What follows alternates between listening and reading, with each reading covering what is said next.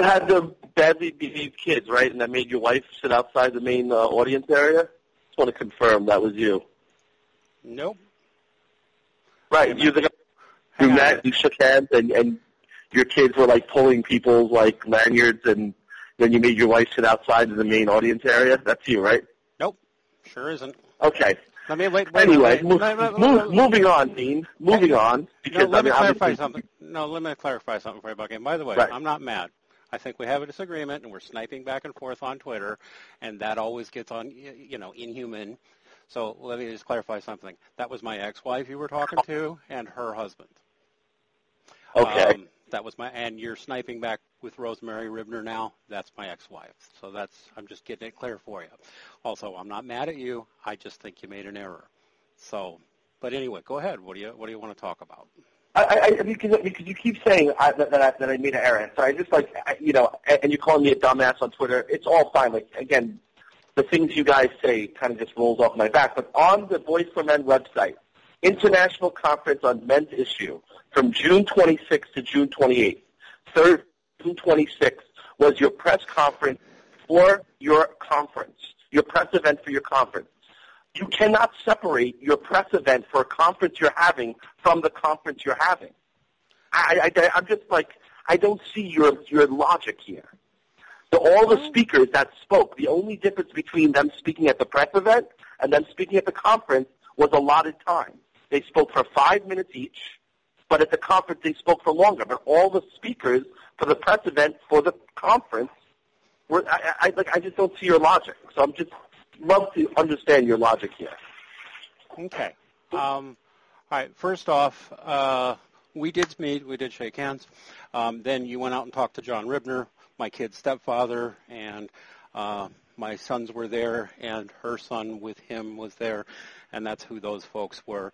And you had a little interview with John. You never interviewed me, just so we're getting that straight. But you wrote on Twitter that you spoke to me personally. I did, because we shook hands when you came in. You said, I'm Bucky Turco. I was standing there next to my wife at the ticket counter, my current wife, and I said, oh, hi, Bucky Turco.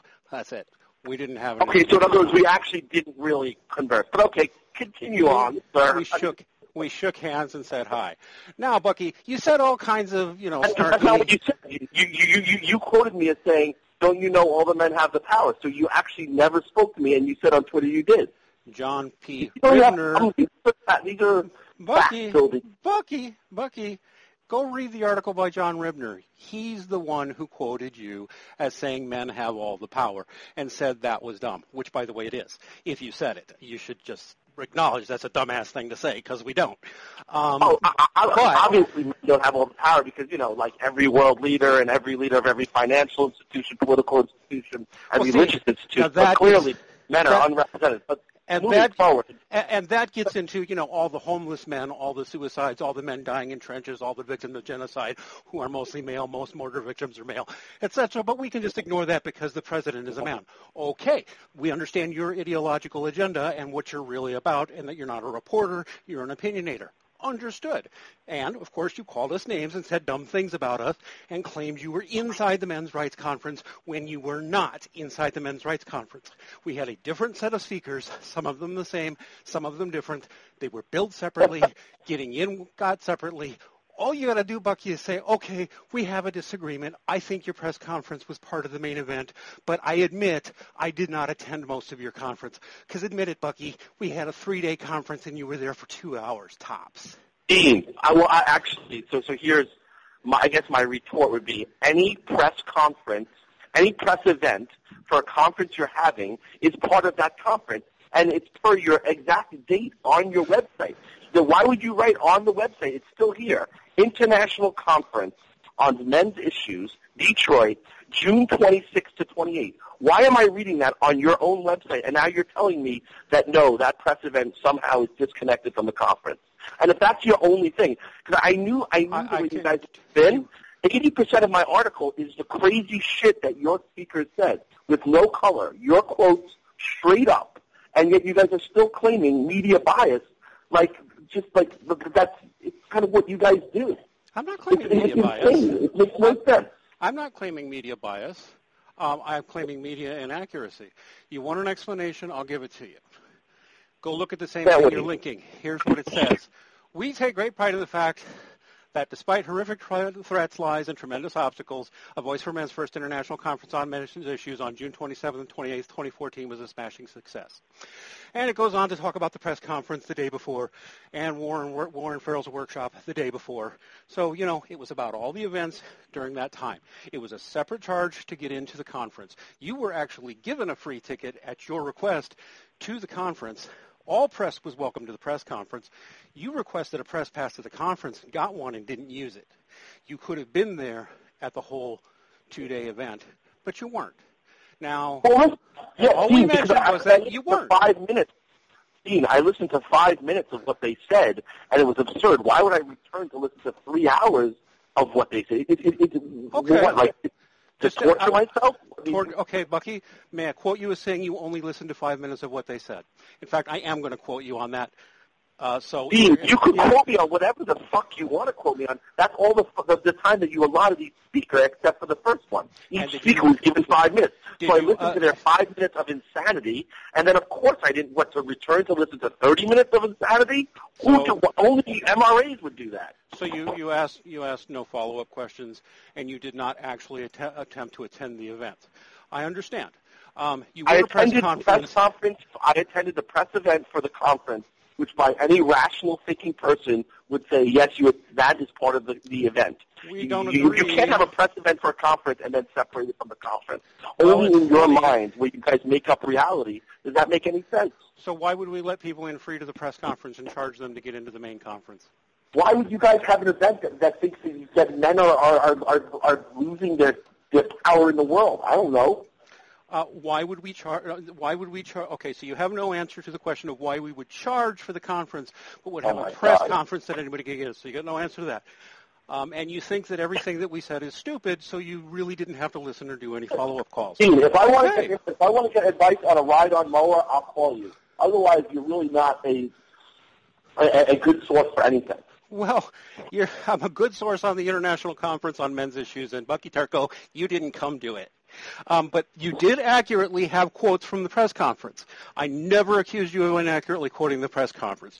You're showing your clear bias and your contempt for men who are in suffering. And you're showing a clear contempt for human rights in general with all these bigoted assertions you're making. But I'm not calling you out on any of that. I don't care about that. You reported accurately. The only error was you claimed to be at a conference. You weren't, brother.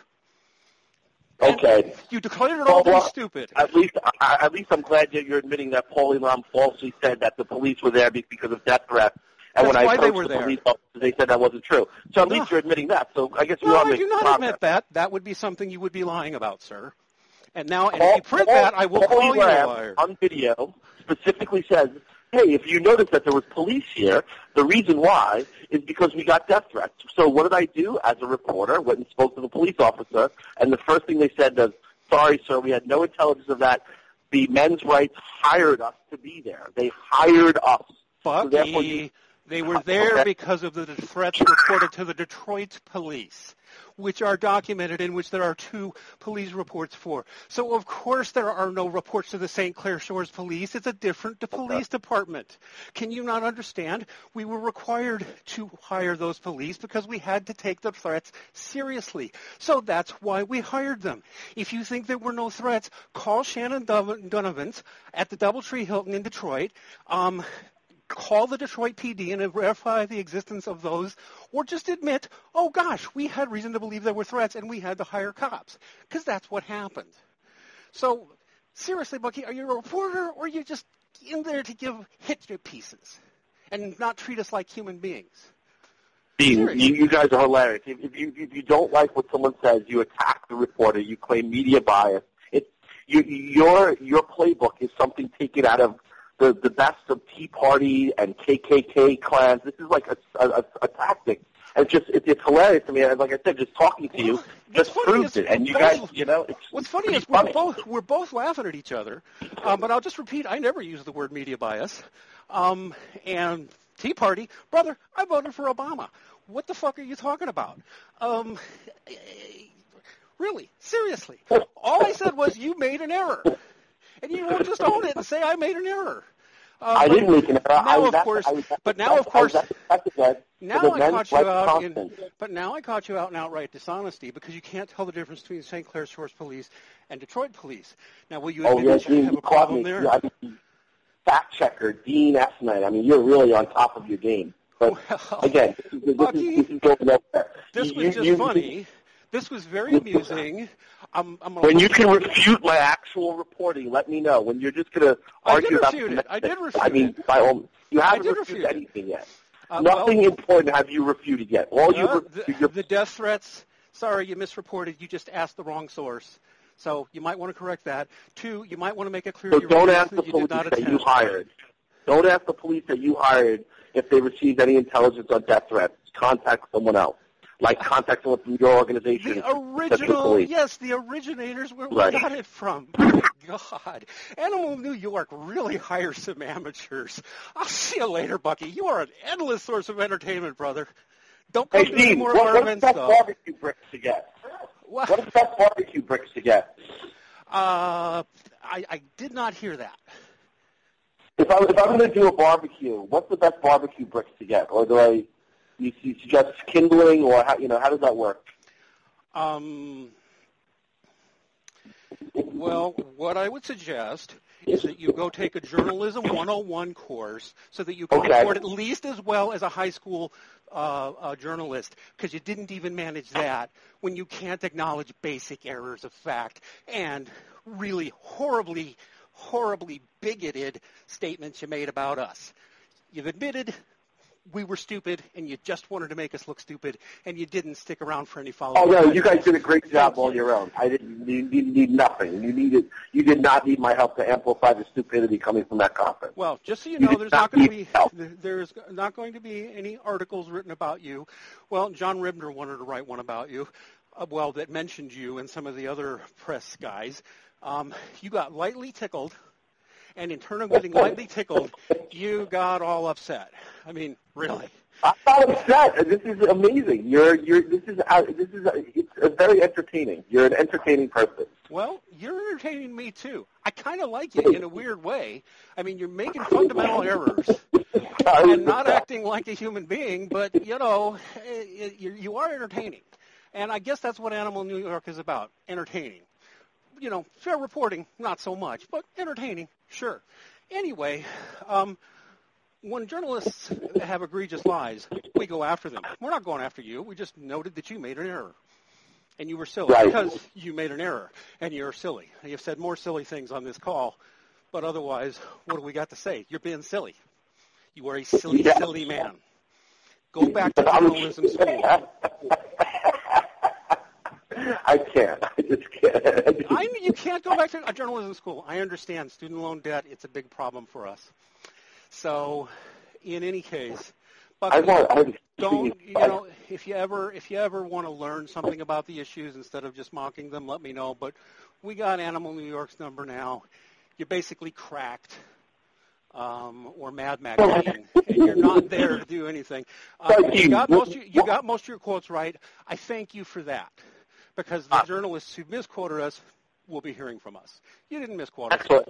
You got some. And what model of ride-on mower do you suggest? You didn't answer that one. What?